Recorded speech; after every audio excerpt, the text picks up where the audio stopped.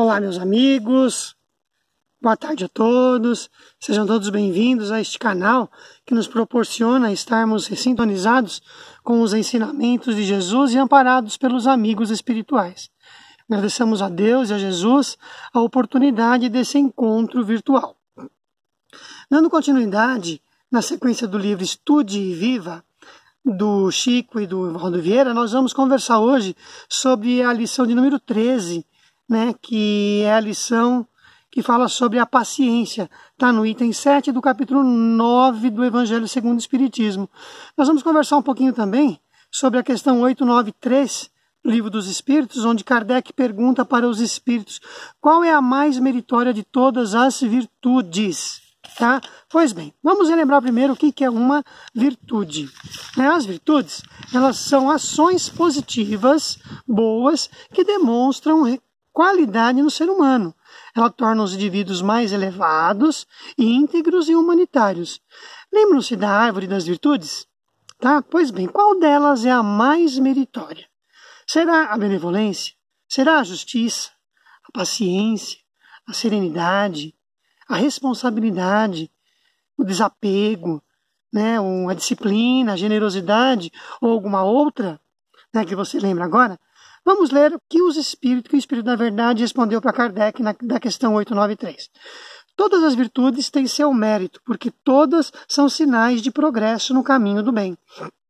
A virtude sempre que há resistência voluntária ao arrastamento dos maus pendores, mas a sublimidade da virtude consiste no sacrifício do interesse pessoal, pelo bem do próximo, sem segundas intenções.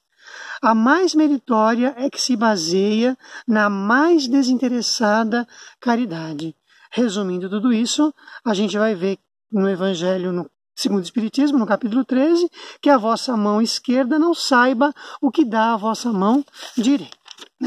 Então vamos voltar lá para a nossa árvore, para a nossa árvore das virtudes. E vamos eleger para falar sobre a paciência, que é o assunto dessa tarde. Está lá no item 7, capítulo 9 do Evangelho. O que devemos entender por paciência? Paciência é a ciência da paz. A paciência, ela é uma virtude. Manter a calma e controlar a ansiedade são atitudes primordiais para buscarmos o equilíbrio emocional, físico e mental, que nos traz o bem-estar e qualidade de vida. Ter paciência significa esperar, suportar incômodos sem alterar o próprio humor. Temos que entender o tempo natural do processo. A gravidez, por exemplo, um idioma, quando você vai aprender, precisa de um tempo para você se apropriar da língua, a fila num consultório médico, ou algum trabalho que você vai realizar ou desenvolver. Não é de um dia para a noite que você consegue concluir um trabalho. Então temos que ter paciência para podermos realizar aquilo que estamos nos propondo. Ao lado do dia a dia, a vida nos impõe provas a nossa paciência, como, por exemplo, uma dor física, uma leve enfermidade, o calor excessivo, uma dor física, o telefone que às vezes não funciona, ou então que não para de tocar. Quando a gente não é atendido nas nossas requisições prontamente. Então, são adversidades bastante concretas, e que muitas vezes nos fazem perder a paz. Em todas essas situações, isso são como se fossem alfinetadas, e a gente aí deve acionar o quê? A paciência. É como se fosse uma acupuntura, uma sessão de acupuntura. Quando a gente vai fazer acupuntura, muitas vezes, a agulha que é introduzida no nosso corpo, às vezes algum pontinho ele é mais dolorido. Por quê? Porque lá é onde está mais obstruído, onde tem alguma coisa para ser liberada. A energia tem que ser liberada lá. Então assim é com a nossa vida também. Então precisamos, quando a gente se perturba com alguma contrariedade, então é sinal que a gente precisa modificar alguma coisa. Tá certo? Então temos que ter a paciência de Jó. Não sei se vocês já conhecem a história de Jó. O Jó, isso é contado lá na Bíblia, no Velho Testamento. O Jó era um um homem muito rico, né? E tinha um bom comportamento. Era uma pessoa com várias virtudes, né? Ele tinha 7 filhos, 7.000 ovelhas, 3.000 camelos, né? Tinha asno, tinha boi. De vez em quando, Jó costumava sacrificar um animal, né? Para pedir perdão, né? Para pedir perdão para Deus pelos pecados dos seus filhos. Aí então, né, aqueles amigos nossos, né, amigos entre aspas, né, aqueles amigos nossos, então só falavam assim: Jó só é assim, só tem paciência, só é desse jeito, porque ele é um homem rico, ele não falta nada, né? Queria ver se ele tivesse algum problema, tivesse algum desafio, se ele teria a mesma paciência. Então esses mesmos amigos, né, que estão do outro lado, é claro, né, foram pedir permissão para, né, colocar Jó à prova disso. E aí então, o Jó certa vez ele estava sozinho lá almoçando, e um funcionário dele chegou, né, desesperado: Jó, os seus bois e asnos estavam pastando, e os guerrilheiros chegaram e mataram os trabalhadores e roubaram os animais. Aí mal tinha acabado de falar, chegou um outro homem, né, um trabalhador de Jó, né? Jó do céu, caíram raios do céu e mataram todas as suas ovelhas e os seus pastores. Aí na sequência veio um outro trabalhador e falou: Jó, pelo amor de Deus, corre lá para casa, o teto da sua casa caiu e matou todos os seus filhos e a sua esposa inclusive. Aí o Jó falou o quê? O Senhor me deu, o Senhor me tirou, né? Aí então, né, os espíritos lá do outro lado ficaram assim indignados, né? Como que, né, essa tanta resignação desse jeito? Aí mandaram uma doença para ele, uma doença de pele, e aí ele ficou muito assim perturbado com essa doença. E aí então, né, depois de um certo tempo, ele foi lá pedir para Deus que desse paciência para ele, né, para ele suportar aquelas dificuldades. Sabe o que Deus respondeu? Jó, né, paciência não é dada. A paciência nasce das tribulações. Ela é conquistada. Aí Jó, né, então seguiu o caminho dele, né, com resignação, né, continuou trabalhando, continuou fazendo o que dava para fazer, e quando as coisas estavam mais tranquilas, né, aí ele foi ficando sadio de novo, né, foi conquistando novamente a sua fortuna, casou de novo, teve, né, uma bela mulher, tiveram mais 7 filhos, mais 3 filhas, e aí tudo voltou à normalidade. Como diz o nosso velho e bom Chico, né, tudo passa na vida da gente, né? Pois bem, o André Luiz, na mensagem da noite, na mensagem da lição 13, ele fala sobre os desportos, né? Os desportos do corpo e os desportos da alma. É aquela história, né? Cuida do corpo e cuida do espírito. Se há esportes que auxiliam o corpo, há esportes que auxiliam a alma. Vamos ver algumas dicas do Emmanuel, né? A marcha do dever reto cumprido, a regata do suor no trabalho, o exercício do devotamento ao estudo, o salto do esforço acima dos obstáculos, a maratona das boas obras, o torneio da gentileza, olha lá, né, gente? Gentileza gera gentileza, né? O mergulho no silêncio diante da injúria. Muitas vezes é melhor a gente calar, né, do que a gente, né, tomar partido de alguma coisa. O nado da paciência nas horas difíceis, de novo a paciência para a gente, né? A ginástica da tolerância perante as ofensas, o voo do pensamento às esferas superiores, a demonstração de resistência moral nas provas de cada dia. Então todos esses desportos do espírito, eles podem ser praticados em todas as idades e condições. Isso me fez lembrar de uma historinha também, né, onde tinha uma criança e aí ele foi lá, né, e estava sempre perdendo a paciência. Aí o pai pegou um maço de prego e falou pro filho dele assim: olha, toda vez que você perder a paciência, você vai pegar um prego, um martelo, vai lá na porteira e planta um prego.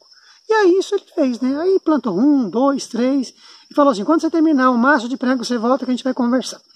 E aí ele começou a perceber que dava mais trabalho ir pregar o prego lá na porteira do que ter um pouco mais de paciência. Mas mesmo assim, né, ele sempre perdendo a paciência, até que no fim o maço de prego terminou, e quando acabou ele foi lá falar com o pai dele: pai, e agora, né? O maço de prego acabou. Aí eles foram: então vamos lá. Pega o martelo, aí pegou e tirou o primeiro prego, tirou o segundo prego, tirou o terceiro prego. Ele falou: e aí, o que você percebe? Ficou a marca do prego. Eu falei: então, pois é, a gente tira, né, tira o prego, mas fica a marca. Assim também é quando a gente perde a paciência, né? Às vezes, quando a gente perde a paciência, a gente deixa a marca, né, naquilo que a gente fez. Seja através seja as nossas palavras, seja nas nossas atitudes, nas nossas ações, né? Seja o nosso pensamento.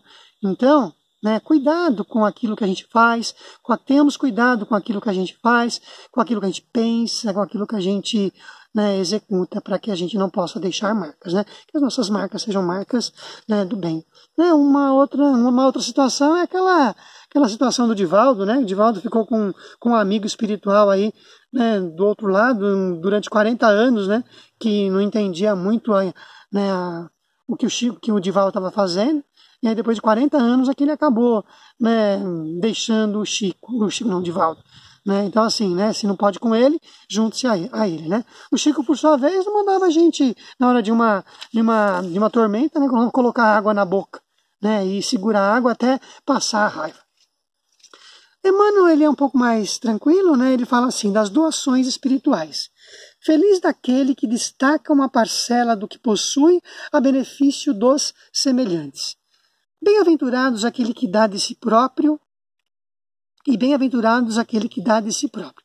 Olha aí, né, uma dica do Emmanuel. Repartir o pão material e o pão espiritual. Então, se você pode colaborar com alguma entidade filantrópica, ajuda.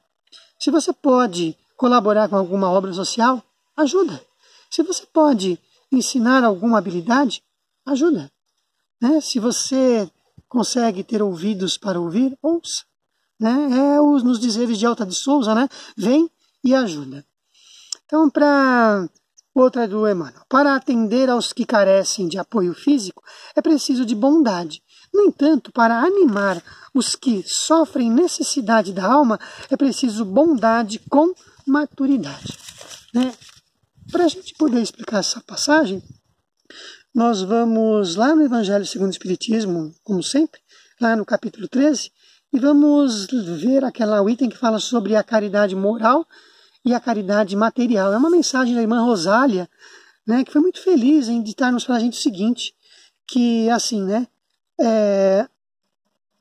para que nós nos amemos, né, amemos-nos uns aos outros e façamos aos outros o que quereríamos que nos fosse feito. Nada mais de ódio, nada mais de divergência, nada mais de pobreza. Ricos, ajuda os infelizes com o que tendes de melhor. Reparte do supérfluo que você tem, né? Porque Deus vos retribuirá um dia. Tá? Então isso seria, né, uma dica para a caridade material. E aí ela fala que a caridade moral ela consiste em suportar uns aos outros, em se suportar uns aos outros, saber ouvir, saber calar, né? Não anotar o erro dos outros. Olha aí de novo um convite à paciência. O exemplo maior que a gente tem, né, de paciência é Jesus, né, que é o nosso caminho, a nossa verdade e a vida. Né? Qual é esse caminho? É o caminho do bem, o caminho do perdão, o caminho da caridade, da fraternidade. Qual é essa verdade? É a verdade, é a justiça de Deus, né? É acreditar em Deus, é que tudo passa, né? É a nossa maturidade moral, é a conquista das boas virtudes. Tem mais um trechinho de Emmanuel, né? Emmanuel nos dá várias dicas aí para a gente poder fazermos, né, alguma ajuda material para o nosso irmão, aquele que está precisando, né, de alguma coisa material, que a gente saiba repartir, né, com esse nosso irmão o pouco que nós temos. Quando a gente repartir, a gente reparte o pão, a gente divide, né, aí a gente recebe em dobro, a gente recebe de volta. Então, se já percebes que nem todos estamos no mesmo degrau evolutivo, auxilia com a tua palavra, ou com o teu silêncio, ou com o teu gesto, ou com a tua decisão no plantio da concórdia, da esperança, do otimismo no terreno em que vives. Então, a todo momento, nós somos chamados, né, a servir. Servir é a honra que nos compete. Seja aqui, seja, né, no centro, seja na nossa família, principalmente na nossa família, com os entes queridos que nós temos. Então nós vamos agradecendo mais uma vez a Deus, a Jesus, pela oportunidade bendita desse reencontro, vibrar positivamente para que a humanidade ela possa, voltar ao equilíbrio, pedir para Jesus nesse momento que, com suas mãos dadivosas, Ele segure o planeta Terra em bênçãos de luz, em bênçãos de amor, de otimismo, de paz, de perseverança, para todos aqueles que estão na linha de frente, todos aqueles que estão nos campos de batalha, todos aqueles que estão liderando aí as nações, aqueles que estão nas frentes de trabalho, frente a esses desafios que nós estamos enfrentando. Que Deus possa ajudar cada um deles e aos seus familiares, inclusive.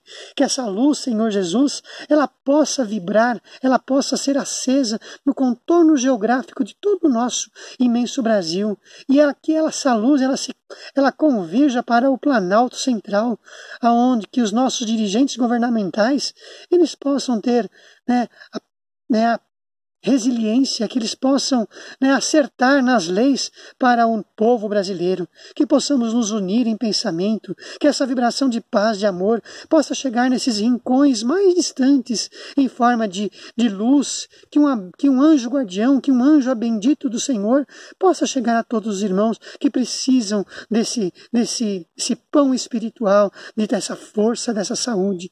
Senhor Jesus, entra nos presídios, entra nos asilos, entra nas creches, entra em todas as instituições de caridade, entra na nossa casa, Senhor. Tira toda e qualquer forma pensamento. Ajuda-nos, Senhor Jesus, a mantermos-nos o equilíbrio, que ao sono da noite possamos servir de instrumento, Senhor Jesus, que ao nos levantarmos possamos agradecer as bênçãos de mais um dia. Obrigado, Senhor, por mais um dia. Senhor Jesus, fortalece-nos hoje e sempre. Concede-nos, Senhor, a serenidade necessária para aceitarmos as coisas que não podem ser modificadas. Dá-nos coragem, Senhor, para modificar aquelas que podem ser modificadas. E sabedoria, Senhor, para distinguirmos uma das outras. Que tenhamos uma ótima semana, que estejamos sempre unidos em pensamento e que o Cristo possa abençoar a todos, trazendo saúde, trazendo muita paciência para todos nós. Que assim seja. Graças a Deus.